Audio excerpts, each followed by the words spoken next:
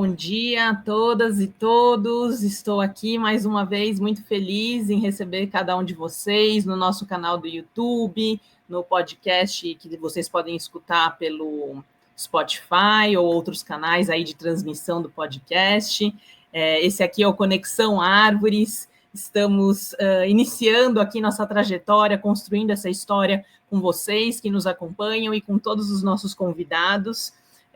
Fico muito feliz. Hoje vou receber uma pessoa que para mim é muito especial mesmo, acompanha a trajetória, né, do Instituto Árvores Vivas há bastante tempo, e eu tenho a honra e a alegria de conhecer um pouquinho da história, já ter encontrado algumas vezes e ser inspirada inúmeras vezes pelo maior plantador de árvores que eu conheço desse país, possivelmente um dos maiores plantadores de árvores do mundo. Vocês já devem saber quem é, já ligado aí nas questões de ambiente, de árvores, quem é apaixonado pela natureza, já deve saber sobre quem eu estou falando. Já vou chamar aqui para estar na tela com a gente, mas antes quero falar um pouquinho brevemente sobre a história dele. A gente vai receber hoje o senhor Hélio da Silva. Ele é um homem que resolveu mudar a paisagem ao seu redor e dar uma mãozinha para o planeta, como ele diz no blog dele.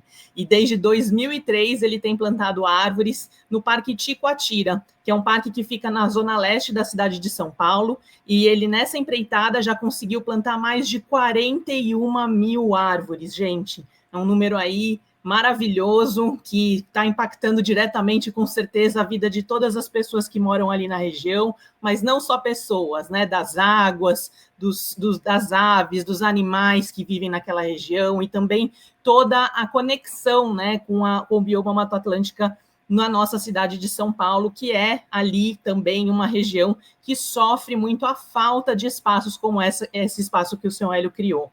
Então, eu vou trazer ele aqui para conversar com a gente hoje. Vem aqui, seu Hélio, deixa eu colocar você no palco. Muito bem-vindo, muito agradecida, seu Hélio, por tua presença, por teu tempo e por compartilhar essa história de vida tão inspiradora, tão importante para a gente, né? Como que está aí hoje o movimento? Você plantou árvores hoje, seu Hélio? Querendo, né, saber um pouquinho como é que está aí o Parque Ticoatira. Foi dar um passeio hoje de manhã? Bom dia. Primeiro agradeço o convite, muito bacana, Estevão. A mídia é muito importante, esse tipo de diálogo é muito importante para gente conversar e tentar convencer outras pessoas a entrarem nesse sistema de plantio de árvores. Não, hoje eu não fui, acordei de manhã, fiquei aguardando aqui vocês, no qual eu agradeço. Mas ontem eu plantei, e agora essa época de chuvas, de muito calor, a gente tem que plantar poucas árvores, só umas 10 por dia, 5, para dar tempo de aguá-las depois. Aí, quando chove, a época da chuva, a gente planta de 50 a 100 por dia, né? Uau! Olha só, a gente tem uma meta aí, então, né, seu Hélio, para já... Tem quem quer ser chamado plantador de árvores, precisa seguir esse número, pelo menos, né, seu Hélio?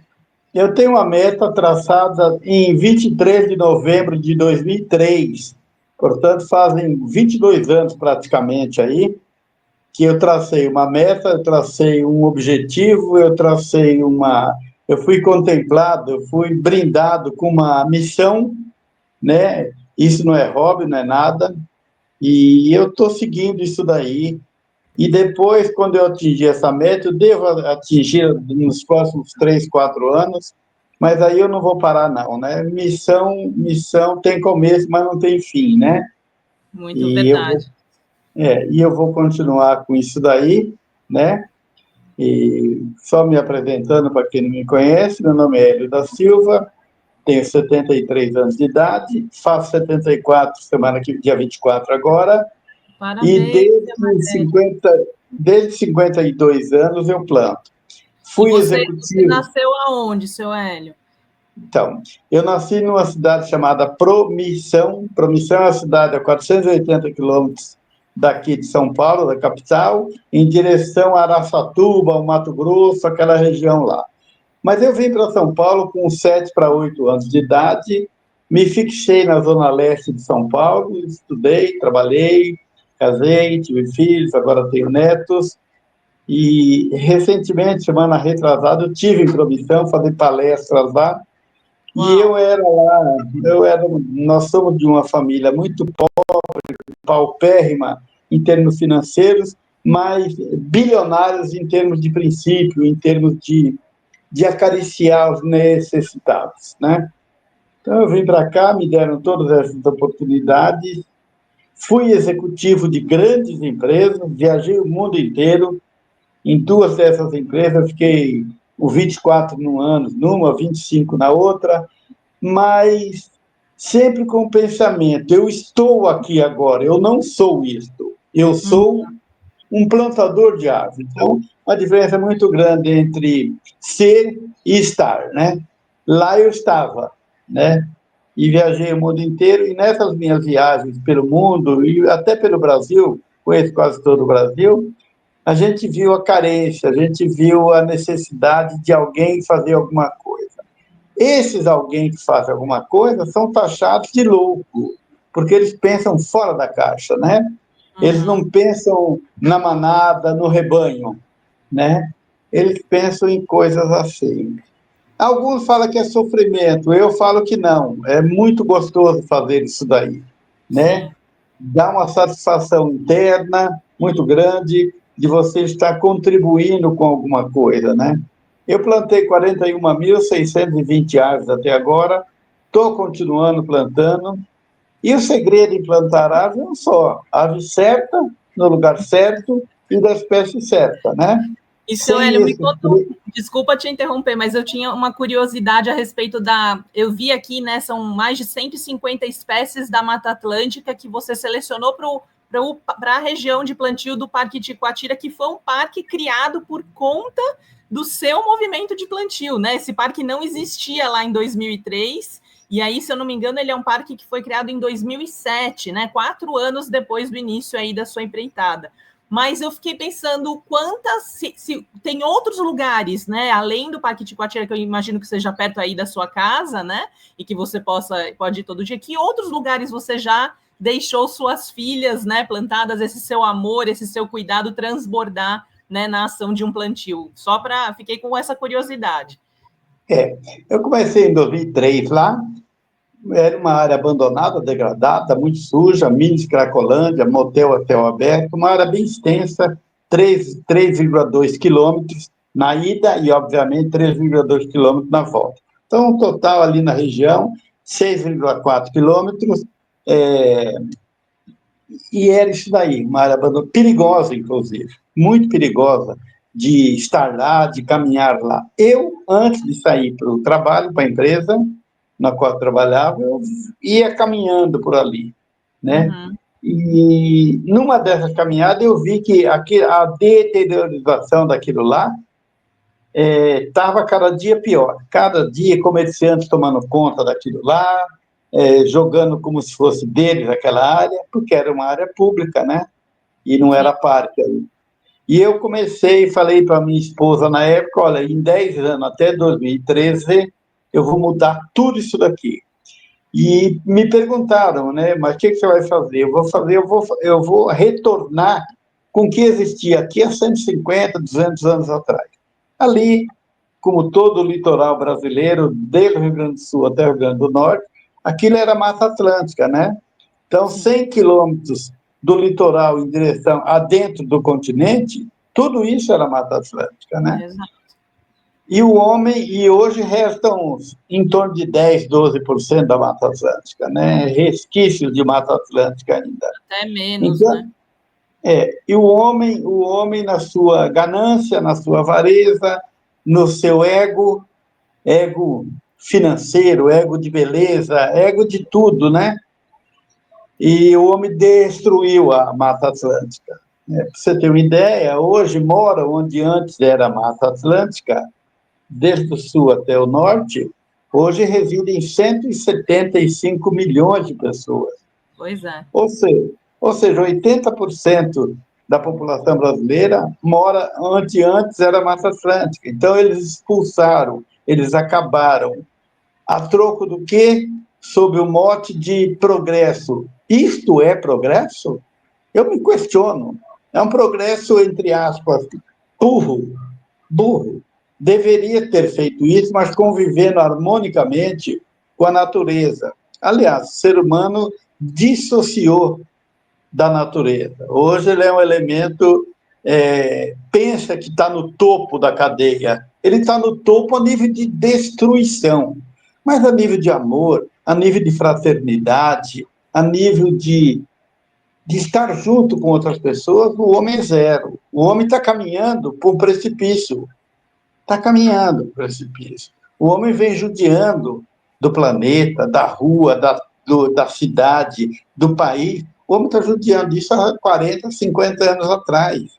E é um reflexo, né, essa, como você coloca, né, essa ganância desenfreada, essa coisa sem medida, né, é um fazer mal a si mesmo, é um fazer mal a todo o sistema, toda a condição que nos traz a vida, né, que nos proporciona a nossa própria existência, a existência das nossas famílias, das nossas comunidades, de todas as vidas, né, no planeta, de outros seres também, né, e parece uma inconsciência, né, absurda de que não se entende, né, parte desse organismo vivo planeta Terra, não enxerga as árvores como mães e irmãs, né, como companheiras de espaço, de lugar de vida, né? É um pouco essa dissociação, ela é doída, né, seu Hélio? Eu fico, não sei, eu sinto uma dor vendo, né, o tipo de ação que as pessoas têm, de falta de valores mesmo, de cuidado, de respeito, de querer, né, ver a vida florescer, ver a vida prosperar num sentido essencial, né, de como uma semente que germina, uma semente que cresce, vai viver, vai florescer, vai frutificar e virar uma árvore que convive e acolhe, né? A gente tem esse poder dentro da gente também, mas esse esquecimento, ele é muito doído, não é? O ser humano não só dissociou da natureza, como dissociou do próprio ser humano. Hoje o vizinho não cumprimenta o vizinho. Às vezes está em 2, 3 no elevador, ninguém olha para a cara do outro, não dá pelo menos um bom dia. Então, está faltando amor. Está faltando amor. O homem pensa hoje a curtíssimo prazo, ele olha para o umbigo dele e só pensa no umbigo dele. O vizinho que está do lado não, o outro não, o outro não. A troco do quê? A troco, sem medo de errar, a troco dessa ganância, a troco de eu quero comprar 20 carros, não importa como que eu vou fazer, mas eu vou fazer. Eu quero comprar mais apartamentos, mais isso, mais aquilo, mais aquilo. Eu quero ganhar muito dinheiro, nunca quero dividir esse dinheiro com nada, só quero ganhar, ganhar. Mal sabe ele que lá no crepúsculo ele vai gastar tudo lá no hospital, lá no médico, e vai ser um solitário. Esse não tem amigos, não tem querer bem. Ou seja, esse não quer bem uma árvore, esse não quer bem um pet, esse não quer bem, muitas vezes, a esposa não quer bem, pensou só nele. Então, o homem, eu leio muito aí, pesquiso muito, o homem, com todo esse avanço tecnológico, ele está cada vez mais infeliz. O homem não é feliz. Os índices de suicídio batem recordes por aí, né? E não é o pobre que se suicida, não. É quem tem muita coisa, né? Muitos bens, né? Por quê? Perdeu o sentido da vida, perdeu a conexão. E como é que Perdeu. foi, seu Hélio, a transformação dessa degradação que você percebeu, né, ali? Para quem não conhece, né, depois a gente pode até colocar aqui na tela uma foto do Ticoatira antes e depois, né? Para quem não conhece, é uma avenida, né, grande, de grande fluxo de trânsito, com um rio, né, que estava ali também desprotegido da sua mata ciliar, né, e tá canalizado, né, transformado pela infraestrutura urbana também, com a sua alma também ali sendo abusada de alguma forma por esse sistema de alta densidade que criamos, né, e que não é saudável para nenhum ser vivo. E como você viu essa transformação acontecer, né? Em quanto tempo? Como é que foi essa mudança entre começar a plantar as primeiras árvores e virar um parque ali alguns anos depois, né? Como é que foi essa percepção sua? Era todo dia? De quanto em quanto tempo você plantava? Conta um pouquinho para a gente. Então, retomando, eu andava por ali diariamente, naquela região. Primeiro, nós estamos falando de uma região, zona leste da capital de São Paulo, uma área, uma região, a zona leste hoje abrange 6 milhões de habitantes, metade da cidade de São Paulo, de 12 milhões, moram na zona leste da cidade de São Paulo. Enorme, né? Ali em volta, nós estamos falando agora do bairro da Penha, mais micro, bairro da Penha, que pertence à Zona Leste. Ao redor da Penha, bairro de Cangaíba, enfim, os bairros que rodeiam lá, mora 1 milhão. Desses 6 milhões, 1 milhão moram ali, né? Então, a Zona Leste carente em tudo, e a gente percebe, não é no Brasil não, é no mundo, que as cidades foram feitas e estão sendo feitas cada vez mais para atender primeiro o carro, depois o homem, o que é lamentável, né? Os projetos de pavimentação estão soltos no planeta, ou seja, estão teflonando, estão colocando um teflon, estão pavimentando tudo, a água não tem onde filtrar. Essa crise hídrica que está tendo aí também é fruto disso daí.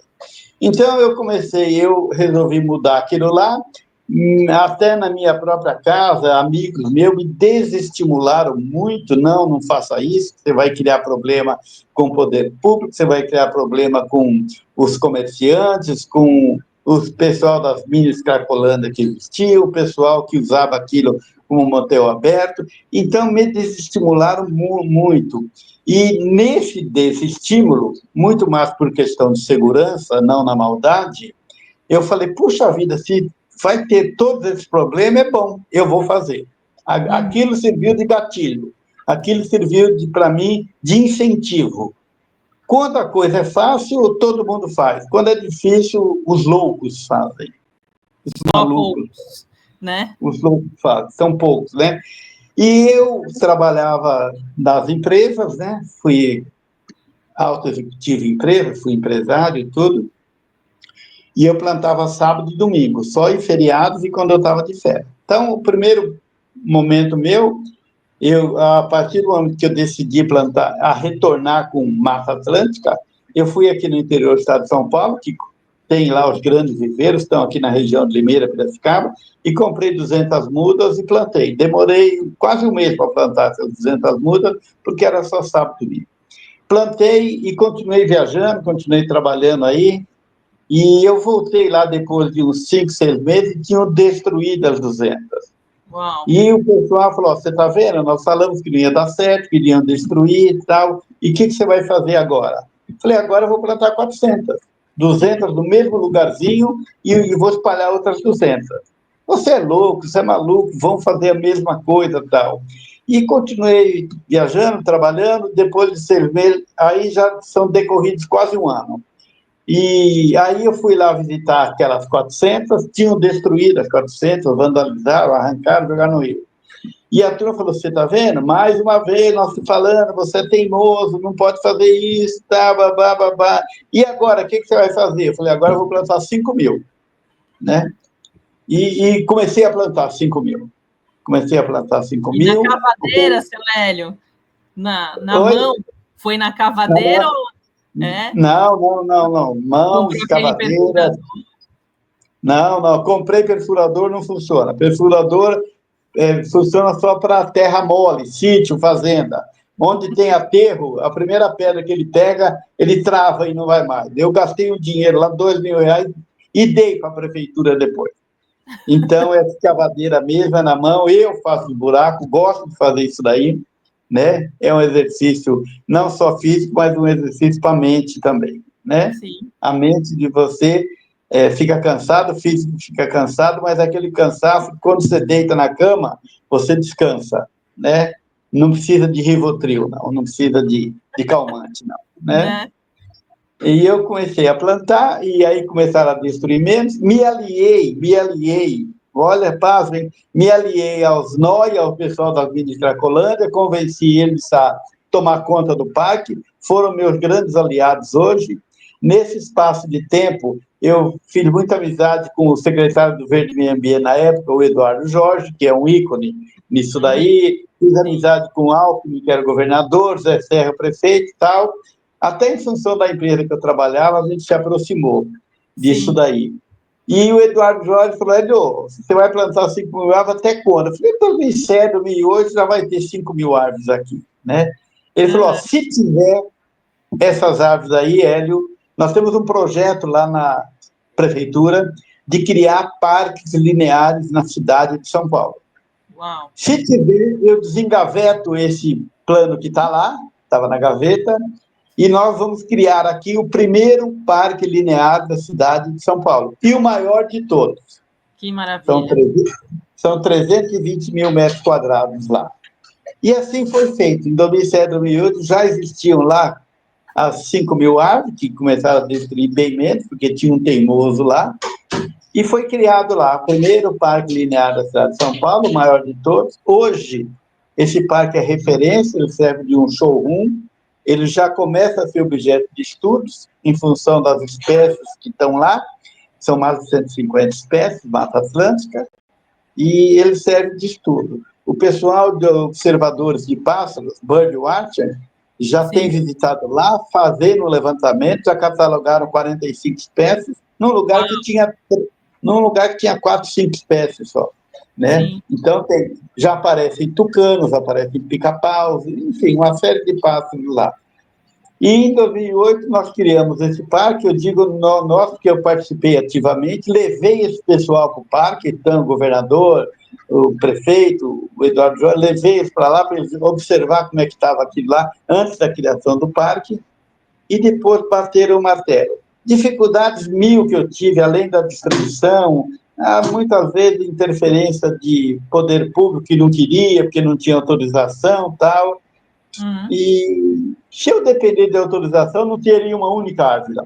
Não teria uma única árvore. Aquilo lá seria uma grande área pavimentada, né? Que não servia para nada, absolutamente para nada, e seria apenas uma outra ilha muito grande de calor na cidade de São Paulo. Como tem aí, você vê o Praça do Anhangabaú, aquilo lá é para ter árvores lá, tiraram, colocaram concreto lá. Gente do céu, está errado. Está errado. Então, hoje esse parque, esse trabalho, essa sua dedicação, a sua missão, né, de vida, como você mesmo fala, isso você tem consciência, né? Está salvando vidas, né? Então, salva vidas das aves, né? Trouxe mais aves, trouxe comunidades de animais, né, para viverem nesse território, mas por conta justamente da emergência climática, da condição que a gente sabe que a Zona Leste de São Paulo sofre, né, de ilha de calor, um dos territórios que são mais não arborizados, né, um déficit de árvores por pessoa, né, na região.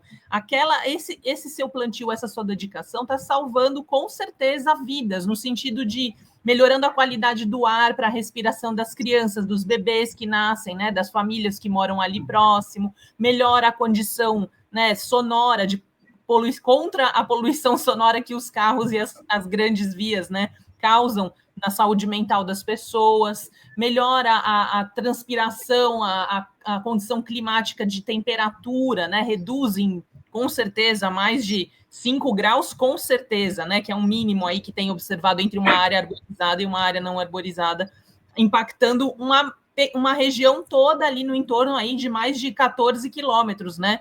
Então, eu imagino que seja... como você sente, né, esse processo de ver florescer, né, dessa vida desabrochar junto ao parque que você plantou? Como isso te inspira a continuar? Como você traz isso para a sociedade? Não sei se você tem um grupo que hoje vai e ajuda você a plantar, você tem pessoas que estão colaborando, você vai lá quando planta e vê as pessoas andando, usando aquela área. Que sentimentos você tem quando percebe tudo isso? Um sentimento de gratidão. E a turma fala, por que você faz isso? Porque é uma missão e é uma forma também de retribuir a São Paulo, ao Brasil, ao planeta, tudo aquilo que eles me deram. Me deram educação, me deram casamento, me deram esposa, me deram filhos, Então, é uma espécie de gratidão, de retorno para eles também. Ali eu tenho vários depoimentos. Era uma área que andava, no máximo, 10 pessoas por dia, porque era uma área perigosa ali, né, em função dos antecedentes lá.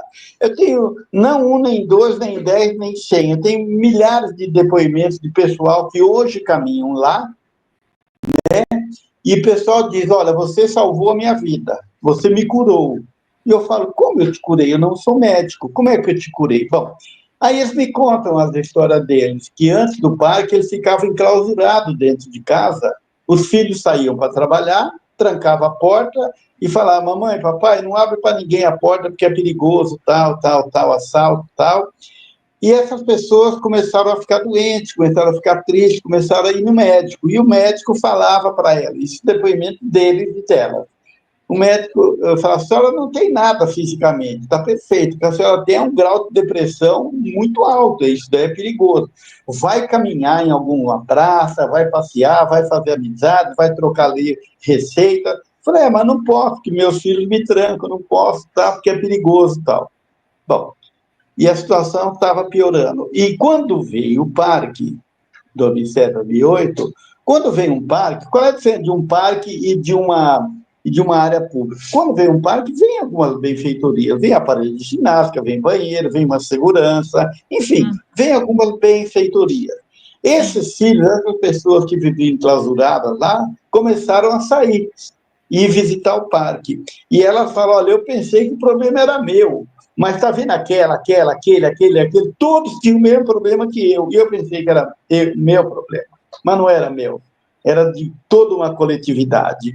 Então, eu queria agradecer ao senhor pelo que o senhor fez, está fazendo, porque o senhor realmente salvou a minha vida. E aí, de vez em quando, elas olham para cima, vê um tucano, vê um pica-pau, vê um pássaro. Quantas histórias eu tenho lá? Eu tenho um diário, tem 190 páginas à mão, escrito, onde eu plantei, que espécie que eu plantei, que localização que é, qual é a espécie da ave. E o encantamento não é só plantar, o encantamento é você ver o seu filho crescer. Olha como mudou seu filho, tal, tal. Então, eu considero meus filhos, as minhas aves lá, e meus queridos que andam por lá, resgatando essa autoestima. A felicidade dos outros, às vezes, ela reflete para você também. O contrário é verdadeiro, né? Ela reflete para você. Então, quando você pensa em, puxa vida, olha, como é que eu consegui fazer isso daí? Eu sabia que eu ia conseguir. Estava planejado desde o primeiro dia lá. Estava projetado tudo. Por quê? Quando se planta uma árvore, tem que pensar nela de primeira espécie. E pensar nela depois de 20 anos, para onde vai a copa, para onde vai a raiz, se vai dar fruto, se vai dar flor, que pássaro vai atrair, que ela... Então tem que pensar lá na frente dessas aves. E eu penso em tudo isso daí. E agora, como eu estou adensando bem lá, eu peço licença para ela e pergunto para as árvores, que árvore você quer que planta aqui? Que você quer ter de vizinho aqui? E é coisa de loucura, é louco. E ela fala, eu quero ter um guapuruvu aqui perto. Você vai lá, compra um guapuruvu e planta ali. Ah, eu quero ter um pau mulato ou mulateiro, planta ali. Hoje que eu falo desde o primeiro dia, de cada 12 árvores que eu planto, uma é frutífera silvestre. Então, tem lá, por exemplo, as superfrutas estudadas pela USP. São as cerejas do Rio Grande, são araçá, são os bacupari, são as goiabas, enfim, jabuticaba. Então, cada 12 árvores, uma é frutífera. Então, tem mais de 2.000. Também, né, seu Hélio? Tem. Tem mais de 2.000 árvores frutíferas, notadamente silvestres lá, né? Pássaros, amoras. Pássaros gostam de frutas silvestres. Ele gosta das outras também. Mas no DNA do pássaro é aquela fruta antiga lá, que ele ia lá no mato, as gabiroba. Ontem eu plantei 2 mudas de gabiroba, por exemplo, lá. E plantei pouco, porque eu vou ter que aguar, né? Então, isso daí, quando eu vejo... A minha alegria é... Como é que o senhor se realiza no parque, Éder? Fala, me realizo naquela senhora andando com o cachorrinho, naquele outro lá andando com o neto, naquele outro lá conversando, sentado naquele banquinho conversando. Isso me realiza. A realização são coisas simples. 1 mais 1 é 2. Agora, você pergunta para um advogado quanto que é 1 mais 1, ele fala, quanto você quer que seja? Não pode. A coisa é simples. 1 mais 1 é 2. Agora, esse 1 mais 1 é 2 a partir do momento que você tenha, primeiro, a intenção. Segundo, você tem ação e atitude. Não adianta você sonhar, sonhar, sonhar. Você vai morrer sonhando. E detalhe, vai morrer frustrado. Então, eu faço muitas palestras para as crianças. Ontem, por exemplo, nós gravamos com a Cultura, aquele programa do Ludovico lá, que é Cultura, né? Gravamos, ficamos lá meio-dia gravando, voltado para a criança. Então, ação e atitude, senão você sofre. Você sofre aquele dinheiro que você ganhou na vida inteira pela ganância, você vai gastar tudo nos hospitais, no plano de saúde, no médico. Né? E detalhe, você vai gastar tudo isso e continuar sendo infeliz. Né? Você não vai ser feliz. Então, eu fui empresário, executivo de grandes empresas. Eu não vejo empresário se articulando, que eu falo como pessoa física, não é como pessoa jurídica, não, pessoa física. Por exemplo, teve um médico famoso aqui em São Paulo, é um especialista em cirurgia de pulmão, Ted, ele foi lá me ajudar um dia, passou, um dia não, vários dias, ele me ajudou o dia inteiro, e eu perguntei para ele, mas o que você está fazendo aqui? Ele falou, desestressando, que a minha atividade é muito estressante, tudo, e eu estou aqui desestressando, né? E muito obrigado por me aceitar aqui. O médico. Então, as pessoas, às vezes, me ajudam, mas eles vêm, eles são como nuvens. Você olha lá, você vê a nuvem. Hora, 20 minutos depois, a nuvem não está lá mais, ela foi embora. Então, essas pessoas vêm, me ajudam, eu agradeço, muito importante, mas elas vão embora. E tudo bem, o pouco que ajudou é muito. A gente só tem que agradecer. Eu banco aquilo lá com recursos próprios, gasto aí em torno de 45 mil reais por ano, porque a árvore é como um ovo, o ovo vem da galinha, a galinha tem que comer milho, ela tem que ciscar, a árvore é igual. Então, eu vou lá em Limeira, Piracicaba, compro lá, bem mais barato do que aqui em São Paulo, escolho as minhas espécies que eu quero, primeiro eu planejo antes, depois eu vou lá e compro, pago pedágio, pago combustível, pago almoço, enfim. Mas eu faço daí com satisfação, eu faço isso com amor. Isto é o meu Rivotril, isto é a minha vida, né? Quando eu estou lá, eu colho goiaba, como goiaba, tiro o bichinho e tal, lá. O bichinho nada mais é do que lactobacillus, faz muito bem, né? E esse aprendizado, seu Hélio, de escolher as espécies, como é que foi essa... É tão bonito, né? Isso de você ter essa sensibilidade da vida da própria árvore que já está lá, quem você quer, né, que venha para cá, e aí você conhecer tantas espécies, ter descoberto elas, estudado elas. Como é que foi esse processo para você, né? Essa dedicação também de se conectar com essas espécies da Mata Atlântica? Essa conexão, isso é uma magia. É a conexão de mãe e filho, por exemplo, né? São siameses, né? Estão grudadinhos ali. Então, eu estudei árvore, primeiro eu estudei no livro, comecei a estudar qual é a melhor árvore para isso daqui, depois o solo, será que esse solo vai bem para essa árvore aqui? Tanto é que eu compro adubo de vez em quando, precisa adubar lá. E afora isso daí, eu viajo bastante por aí ainda. Então, por exemplo, quando eu estou lá em sul de Minas Gerais, lá em Caldas, perto de Foz de Caldas, quando eu estou lá, eu saio lá no meio do mato, naquelas montanhas, beirada de rio, cachoeira, e eu vou perguntando, se alguma coisa me chama atenção, eu vou lá e pergunto para um morador de lá, naquelas casinhas simples e tal. Falo, escuta, que árvore é aquela lá? O cara fala, é uma pereira. Fala, dá pera? Não, não, é uma pereira que não dá pera, é outra pera. Quanto tempo que ela vive? Onde que ela vai? Onde vai a raiz? Onde vai a copa? O que ela dá? Fruto? E eles vão me ensinando, né? Eu costumo chamar isso de... Eu sou formado em administração de empresa, pós-graduado em algumas coisas aí. O conhecimento, às vezes, sacrifica a gente, que quando você mais conhece, mais burro você fica, né? Então, o conhecimento é isso daí, né? É verdade. E ser uma pessoa simples, né? Chegar nas pessoas, falar a linguagem dela. Eu, quando faço palestra para as crianças, eu uso uma linguagem de criança. Quando faço palestra lá sei lá, para executivos, eu uso de executivos, né? Bato muito na tecla. Você não vai usar para uma criança uma palavra chamada resiliência. Eles nem sabem o que é, criança de 8 anos. Mas aí você usa esforço, é muita teimosia. Mas para um executivos, você usa, olha, é muito resiliência e é muito amor. As empresas hoje, Juliana, estão perdendo a noção. As empresas estão contratando pelo currículo. Elas não contratam gente, pessoa, elas contratam currículo. E, às vezes, tem currículo que deixa um rastro de sangue nas empresas. É lucro, é lucro, é lucro. Obviamente tem que ter o lucro, claro, é o que mantém tudo. Mas, espera aí, tem dois tipos de lucro. Tem o financeiro, que gera muito sangue, e tem o espiritual, que gera muita satisfação. E você pode aliar, você pode conviver com os dois. Então, as empresas hoje estão chamando, sei lá, para palestrar, esses cara que publicou 5 livros, 10 livros, muitos teóricos.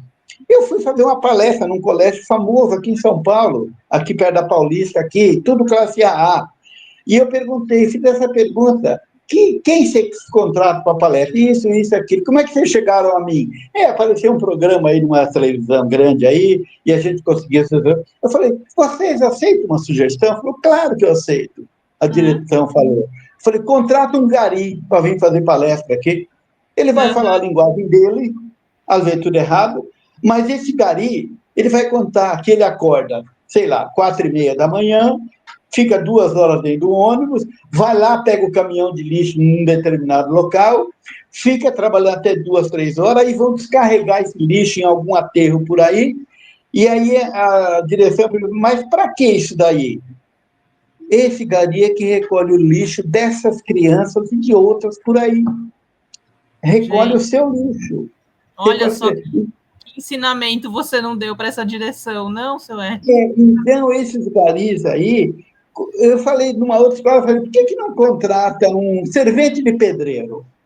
Vê onde ele mora, o que ele faz, se ele gosta do que ele faz, qual é a remuneração dele, o que dá para ele fazer com aquele dinheirinho dele lá, sabe? Então, é isso daí que tem que ser. As pessoas, elas vão ser sensibilizadas na dor. A época do amor está passando, está indo embora, né? Então, você vê como é que está a humanidade hoje. Finalmente está havendo uma pequena luz aí, dando a importância da árvore. Olha que generosidade de uma árvore. Regula o clima, retém 40% da chuva, fica lá nas folhas, nos troncos, nos galhos, e vai gotejando aos poucos depois, evitando erosão, adubando o solo, penetrando no solo. Essa água vai lá para o lençol freático. A água da chuva, quando dá enchente, não penetra. Ela corre. Então, você pega uma grande avenida de São Paulo, você vê aquela água correndo, porque não tem onde filtrar, a 60 km por hora, 70 km. Então, a árvore é hiper generosa. A árvore é tão generosa que tem estudos que já comprovam que elas se comunicam pelas raízes. A raiz produz fungo produz antibiótico cura. Uma pede para a outra. Eu estou com um problema de deficiência aqui de uma coisa. Me ajude? E ela ajuda, ela vai lá. Qual o ser humano que faz isso? Você conta a dedo no mundo. Né? Então, para que dinheiro? Quando faz vento, as árvores, quando você vê um galho, olha a sensibilidade, quando você vê um galho tocando no outro galho, na realidade está dando um beijinho, tudo bem com você? Estou aqui, viu? Estou aqui. É como a gente fala, né, seu Hélio? A árvore é um ser vivo como nós, né? Assim, mas muito mais mestre, né? Está aqui há milhares e milhares de anos, sabe se relacionar com o planeta de uma maneira que a gente tem que aprender com elas, né? Como você está falando, o galho tocando no galho, é como a pele, né? O braço de um tocando no outro. A gente sente a casca como a nossa pele, né? A madeira como se fossem nossos ossos, a seiva circulando é o nosso sangue.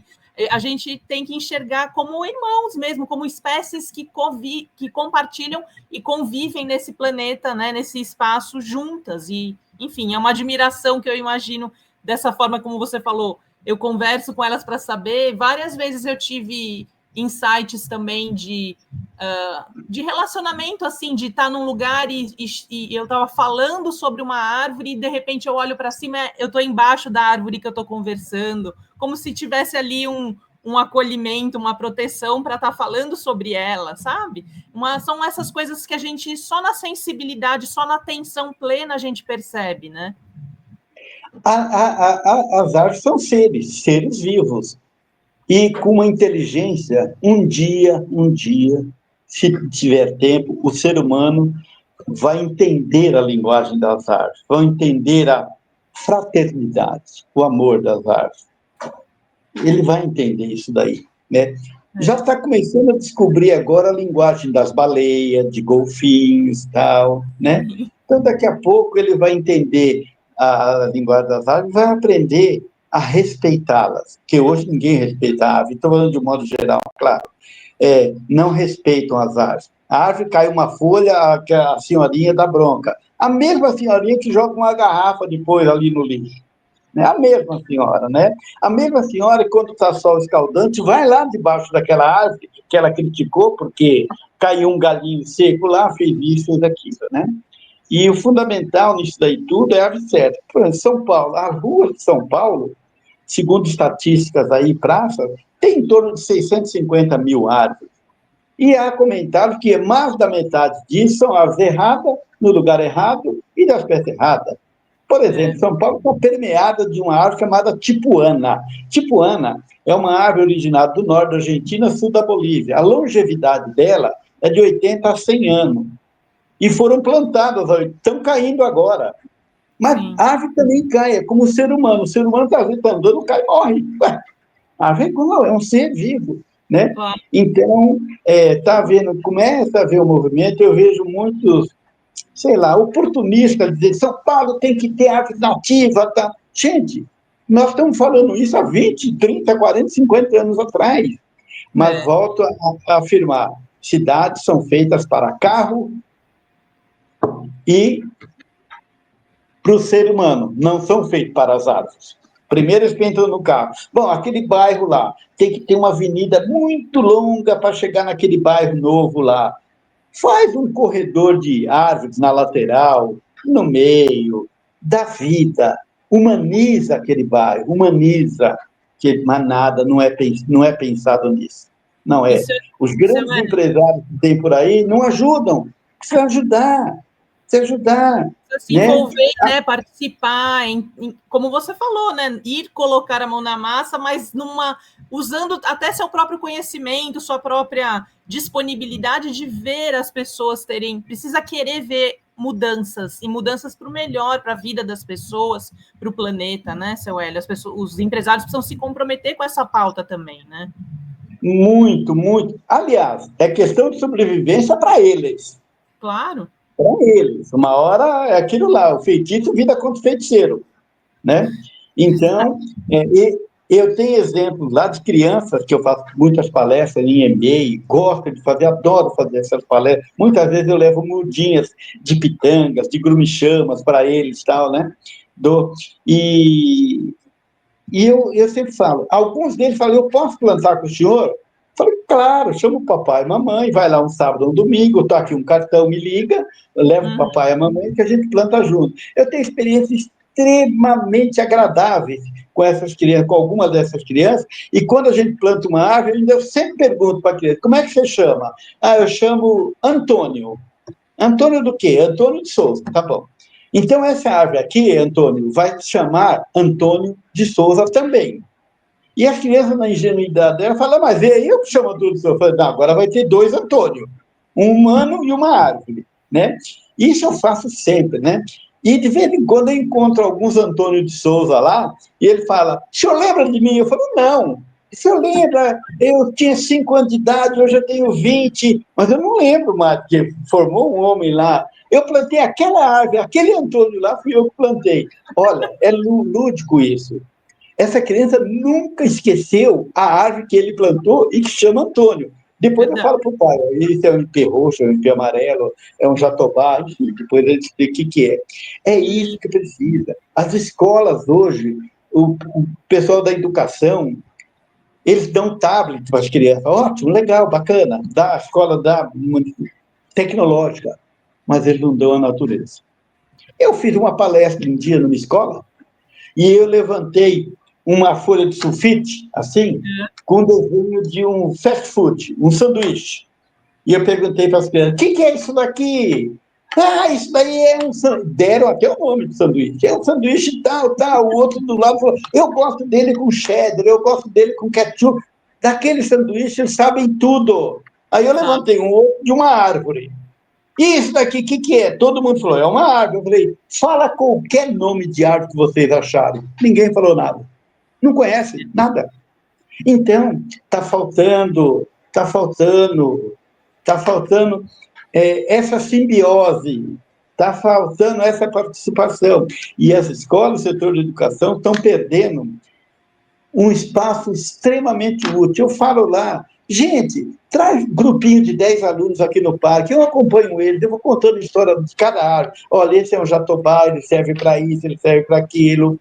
Tá? Olha, esse né? Se conseguisse levar os alunos das escolas da região, né, seu Hélio?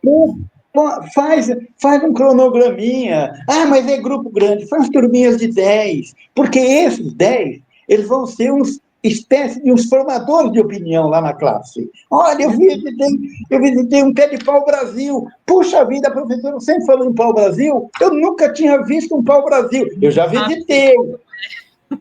Eu tirei foto, olha que foto. Quer dizer, fazer essa passagem. Me falaram um dia, as crianças que vão tomar conta do mundo, eu falei, eu acho que são os adultos. Aí, mas por que os adultos? Os adultos têm que saber passar essa mensagem bem passada para as crianças. Porque depois, sim, eles vão tomar conta. Mas eu me pergunto, nós estamos preparando essas crianças? A resposta é fácil, não, não. As crianças hoje vivem lá na tela. As crianças hoje têm um mundo, eles formam um mundo ideal, eles formam uma bolha. Só que esse mundo ideal deles não existe, é virtual. O mundo real é outro lá. E aí eles vão para a rua, sofrem. Ai, me xingou, ai, é bullying. Gente, nós não estamos preparando. Vai crescer uma criança, estou falando de um modo geral, claro. Vão crescer uma criança frustrada, uma criança que não olha para outra criança. Eu não gosto dele. Um dia ele me xingou, ele me deu um tombo, ele me deu. Gente, nós não estamos preparando essas crianças. O que nós estamos fazendo aqui? Que nós estamos... Aqui é tão curto, essa passagem é tão curta, é um sopro, né? Eu planto, por exemplo, jequitibás lá, não tinha um pé de jequitibá. Jequitibá tem uma longevidade de 3.000 anos. Tem um aqui na cidade de Pirassununga, a análise de carbono apontou lá. Então, tem 1.250 Jequitibá. Então, nossos queridos que vão chegar daqui 50, 100, 200, 1.000, 2.000, vão ver que os Jequitibá, porque eles estão num parque agora, vão ser protegidos. Então, não, é maravilhosa essa reflexão que você está trazendo aqui. Como você sabe, né, o trabalho que o Instituto Árvores Vivas faz e esses programas agora que a gente está, né, gravando com o podcast o Beabá da Sustentabilidade, fazendo aqui o Conexão Árvore, trazendo pessoas, né, como você, inspirando. Quem sabe a gente está semeando aí, né, uma inspiração para que mais educadores, professores, profissionais. Tão importante a sua fala de como a gente consegue, com ações simples, né, e compromisso de continuidade, transformar a vida de gerações, né? De gerações, como o Jequitibá, são mais de 1.000 anos, 3.000 anos, até mais do que isso, né? Se a gente não tem, acho que os Jequitibás que sobraram, né? Que a gente tem registro, tem essa longevidade, mas muitos, com certeza, até mais velhos, poderiam estar vivos aí até hoje, foram eliminados nessa degradação da Mata Atlântica, como você comentou.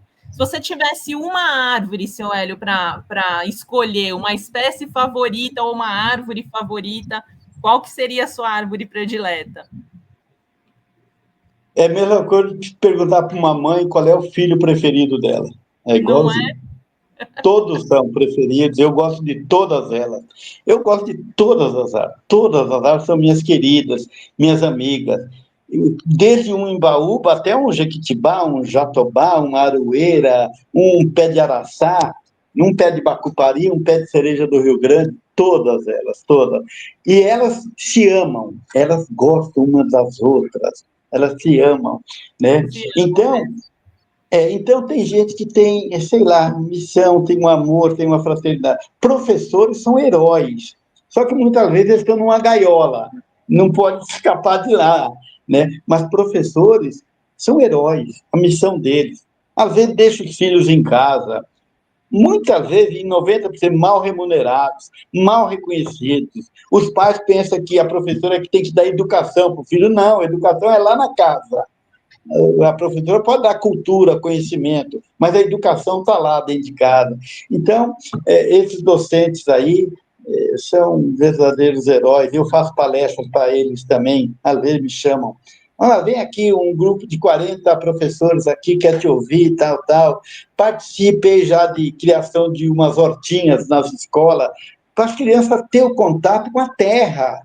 As crianças hoje têm nojo de terra, têm nojo de terra. E terra, hoje, solo, o principal ativo do planeta hoje, do planeta, hein? Não são minérios, não são petróleo, não são nada. É solo. E nós temos que conservar esse solo, que é dali que brota tudo.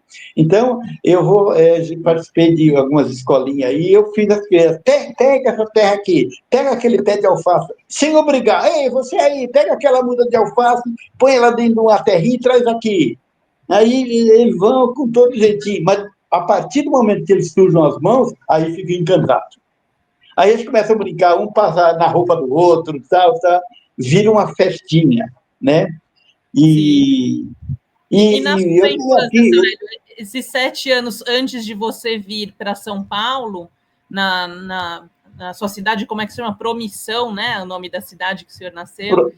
linda Lá cidade. você tinha irmãos, você tinha essa experiência na sua própria infância de conexão, ou até em São Paulo, né? Essa São Paulo que você viu também se transformar muito, né? Ao longo desses anos. Como é que era a sua relação com a natureza? Será que você carrega um pouco dessa experiência para o que você vive e conseguiu transformar em sua missão hoje? Você acha que teve conexão com a sua própria infância? Eu acho que teve conexão com a infância, mas eu tive uma outra conexão que vem, a vida explica aí, a alma explica, a alma tem vida. O ser humano expira aquela vida, mas a vida da alma continua. Então, eu acho que vem isso daí de muito, muito lá para trás, muito lá para trás. Mas no interior, a gente trabalhava num sítio, família pobre, e nós plantávamos café. E eu convivi com criança no interior, com 6, 7 anos, trabalhava. Agora não pode mais, né? Trabalhava. Então, eu tenho essa conexão com cafés também. E quando eu vim para São Paulo, trabalhando muito, de vários office boys, mas eu sou um observador, eu via a degradação todo dia, né? Para mim, eu não me conformava que caiu uma árvore, eu queria saber, mas por que caiu essa árvore? Por que caiu essa árvore? Hoje, as árvores estão doentes, as árvores de São Paulo estão todas doentes, e já tem tecnologia, se chama vacina ecológica. Lá no Instituto de Pesquisa Tecnológica já tem lá coisas lá, procedimentos, que você pode detectar se uma árvore está doente. O homem, quando ele sente alguma coisinha, ou não, às vezes é até exame de rotina, ele vai lá no médico, faz um exame de sangue geral, faz isso, faz aquilo tal, e constata, olha, você está com esse problema. Eu não sabia que eu estava com esse problema. E aí vai tomar os medicamentos. E aí eu pergunto, e as árvores? E as árvores? Quem cuida das nossas queridas? E eu respondo, ninguém. Às vezes, até o pessoal aí de poder público aí, totalmente despreparados, não conhecem árvores, não conhecem. Às vezes eu vejo uma árvore, o que você está fazendo? Podando. Podando não, mutilando. Mutilam, né? Então, Assustador, né? muitas dessas árvores é a errada, lugar errado e da espécie errada. Então, tem que cuidar, tem que fazer o exame da causa daquilo lá. Por que essa árvore está torta? Por que está caindo? E muitas vezes tem que ser suprimida, tem que tirar. Tirar, vai dar dó, vai dar isso, vai dar aquilo, mas detalhe, cair, suprime, planta outra, Sim. certo?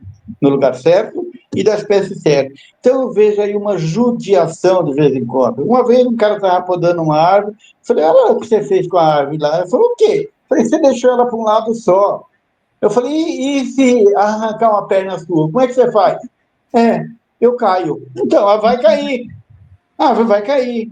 Essa Né? máquina que você falou lá do IPT, ela é como se fosse um ultrassom, né? Você já viu funcionando? Eles colocam sensores em volta na base do tronco, né? É E uma aí pinta, fazem né? uma leitura do oco, né? Se tem oco, conseguem tirar uma foto, né, da parte interna da árvore para saber se ela está oca ou não. É muito interessante. É uma vacina ecológica que você chega até a metade da árvore com a broca, tira, é como sangue, tira o Eu sei, sangue, mas a tira o amostra sangue e manda da analisar. madeira. Sim. Algumas são recuperáveis com tratamento X e outras tem que suprimir e colocar no lugar delas coisas melhores, né? Mas e a fiação? Gente, a fiação daqui 20, 30 anos, pela dor, vai ter que desaparecer. Pela Sim. dor. Vai ter que sumir, vai ter que aterrar aquilo lá, né? E dinheiro? Gente, eu fiz essa pergunta uma vez para uma criança aí num colégio na Paulista aí, e eu faço também na área pobre. Eu falei, escuta, quem conhece a Avenida 23 de Maio aqui? Todo mundo levantou a mão, criancinhas. Eu sei que meu pai passa por lá, ele vai lá no aeroporto de Congonha, babá, babá, babá, babá. Eu falei, Tá. vocês sabem que ali de baixo passa um rio? Uhum. Passa um rio, aí você começa a contar a história, né? Passa um rio. Vocês já viram falar viaduto do chá? Já, viaduto do chá é lá. Falei, sabe por que chama viaduto do chá? Porque ali tinha plantações de chá. E muitos barões do café, pessoa rica, tal, que morava na Paulista, vinha pegar chá, comprar chá ali. Pessoal. E quem aguava, quem regava, quem alimentava essa fazenda era o rio. Era o rio. Aí o homem veio e tampou o rio, como tamparam a maioria dos rios de São Paulo, tem mais de 300, segundo José Bueno, o pessoal lá. Tamparam lá na Sena Madureira, lá na Frei Caneca, lá. Estava cheio de rio e o homem tampou tudo. E eu vou fazer uma provocação para vocês, crianças, agora. Faz de conta que daqui 30, 40 anos, alguns de vocês vão ter um poder na mão de decidir, uma caneta para assinar. Vocês tirariam o asfalto e voltariam o rio? Que o rio está lá. Deságua lá no Tietê. Unânimes. Eu tiro o asfalto. Aí o outro fala, mas e os carros? E aí o outro fala lá, mas será que vai ter carro daqui 40 anos? Não sabe. Uhum. Aí o outro fala, e o dinheiro? Aí o outro fala, tem máquina de fazer dinheiro. O meu pai tem muito dinheiro. Sabe essas coisas aí? Né? Bom, final da história. Tira o asfalto. Eu falei os carros. Aí um fala, põe um trenzinho para lá, um trenzinho para cá. E aí o outro fala, pode fazer praia. Acho que eles são acostumados a ir para Paris, na Europa, tem aquelas praias na beirada de rio, fluviais, areia, tudo. Sim. Ou seja, tomara que isso se reverbere, tomara que isso seja uma realidade para o homem melhorar. O homem cada vez vive mais e cada vez mais infeliz. Cada vez mais. A gente fica com inveja, às vezes, que você vai para o mato e conversa com um candango lá. Comigo aconteceu. Eu falei para um cara ele limpava a praça da cidade. Falei, você é feliz? Você é feliz? Ele falou, o que é felicidade? A felicidade é dormir sossegado, tranquilo, saber que amanhã vai vir aqui trabalhar, ver como é que foi o seu dia hoje. Então eu sou muito feliz. Eu falei, o que você conhece de cidade? Eu só conheço, nós estávamos em Caldas, eu só conheço Águas da Praça, que eu vou lá, e eu vou lá porque meu filho trabalha no hotel lá, senão também não ia. Sou feliz aqui. Hélio, eu morri de inveja. Gente, então a felicidade é um passarinho arisco, que quando pousa perto de você, fica quietinha. Não faz movimento abrupto, que ele voa e vai embora. Curta esse momento. Curta esse momento do passarinho. Que dê a felicidade. Que mensagem maravilhosa, seu Hélio. Nossa, que conversa gostosa. Muita honra, muita alegria assim, em te receber, em te ouvir, em aprender tanto com você. Muita gratidão que eu sinto e imagino que aqui todos os nossos ouvintes e quem está nos assistindo no YouTube assim vão ficar agradecidos mesmo de terem preenchido o seu dia, o seu tempo com tanto conhecimento, com tanta experiência, com tanto amor que você tem, né, para compartilhar com o mundo, plantando árvores. E eu lembra, seu Hélio, uma vez você me perguntava, assim, nos eventos que a gente fazia, quantas árvores você vai passar? Que eu ia lá, pessoal, vou contar isso, seu Hélio, não sei se você lembra. Quando o Instituto Árvores Vivas começou, a gente fez, por alguns anos, um festival para celebrar as árvores aqui na cidade, por 5 anos, nos parques aqui da cidade e do estado de São Paulo. E aí eu sempre ia procurar o seu Hélio, vai me ajudar com alguma coisinha para o evento acontecer, um cafezinho, alguma coisa. Participou até de palestras, né, seu Hélio, nos eventos também, e com palestras. E aí ele falava assim, mas Juliana, vai plantar muitas árvores? Eu falei, vou plantar algumas, mas a gente vai plantar muitas também nos corações e mentes das pessoas. Você lembra que eu falava isso, seu Hélio? Lembro, isso é fundamental. E é isso que eu acho que a gente está deixando um pouquinho aqui hoje, né? Mas vou fazer o convite para todo mundo também que tiver interesse em plantar com o seu Hélio, né, seu Hélio? Ir ali, passear no Ticoatira, conhecer pessoalmente, né, esse parque linear, o primeiro parque linear da cidade, o maior de todos, maravilhoso. E quem sabe, né, encontrar o seu Hélio nessa caminhada e conseguir combinar com ele o plantio de uma árvore. Imagine a honra que é plantar uma árvore com o seu Hélio, ter isso gravado no diário das anotações de uma pessoa que ama a natureza. A gente tem que marcar aí. A gente já plantou árvores em outros lugares, seu Hélio, mas eu ainda não plantei com você no Ticoatira. A gente vai marcar. Está à disposição, né? Essa mensagem, esse trabalho que vocês fazem também é um trabalho super importante, né? De disseminar isso daí. E a mídia é o fio condutor de levar isso para frente, né? Essa mensagem para frente. E vamos aguardar. A gente tem que estancar a caminhada em direção ao precipício. Nós temos que estancar isso daí. Nós temos que colocar uma cerca elétrica bem alta para estampar essa manada que está indo em direção ao precipício. Nós temos que estancar isso daí. Vamos fazer um jardim bonito para eles não quererem continuar, né? Fazer uma área linda, florida, com muitas árvores nativas, muitos cantos de aves, muitos animais ali convivendo com essa floresta, como essa que você, né, plantou no Ticoatira. Imagine, a gente tem que desejar isso e fazer isso, né, todos os dias e continuar, persistir, essa capacidade que você teve, né, de ser forte, de ser resiliente, de persistir e ter o compromisso com aquele chamado que você sentiu, isso é essencial, acho que para os desafios que as pessoas enfrentam nas próprias vidas, no sentido de construir os seus sonhos, né? Você teve uma visão, não era uma dedicação de todo dia, era aos finais de semana, no tempinho que sobrava, né, seu Hélio, durante sua vida no dia normal, na semana, você ainda lá escolhia algumas horas, se dedicava a esse trabalho e colocou isso como propósito e transformou uma região da cidade que, como você mesmo disse, tem mais da metade da população de São Paulo morando aí na Zona Leste, e tenho certeza, né, como eu disse, salvou muitas vidas com exemplos que você contou aqui hoje para a gente. Tenho só a agradecer, seu Hélio, seu tempo, não sei se você quer deixar mais uma mensagem aqui para o pessoal, e eu acho que a gente pode marcar depois outras conversas para você contar mais aí. Vamos marcar uma gravação um dia, nós dois aí no Ticoatira. Tá. A mensagem é: plante uma árvore, conviva com ela e converse com ela de vez em quando. Ela vai te responder no tempo dela. Tira a agonia, tira aqui, eu quero a resposta, tira isso da cabeça.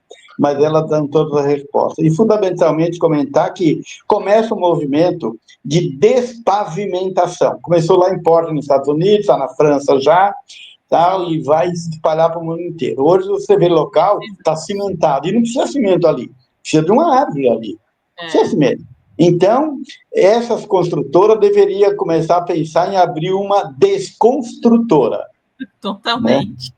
Eu acho que esse é o negócio do futuro. Aqui tiver coragem de se posicionar desse jeito, né, de transformar os seus lucros não para a ganância, mas para a vida e para o amor e para o carinho que ela preza no seu marketing, né, para fazer isso de bem para o planeta, para a vida das pessoas, essas vão estar criando marcos aí de transformação num sentido que a gente acredita que é o mais precioso, né, seu Hélio?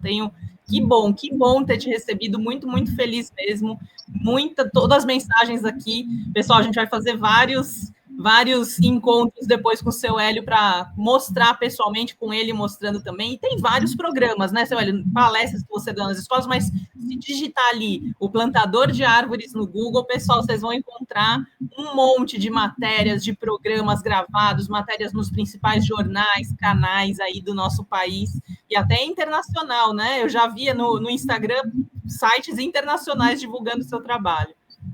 Tem bastante pessoal lá de fora, principalmente da França, da Alemanha, Itália, Portugal. Eles vêm aqui, fazem todo o documentário e levam para lá. Sábado agora nós fizemos um para a França.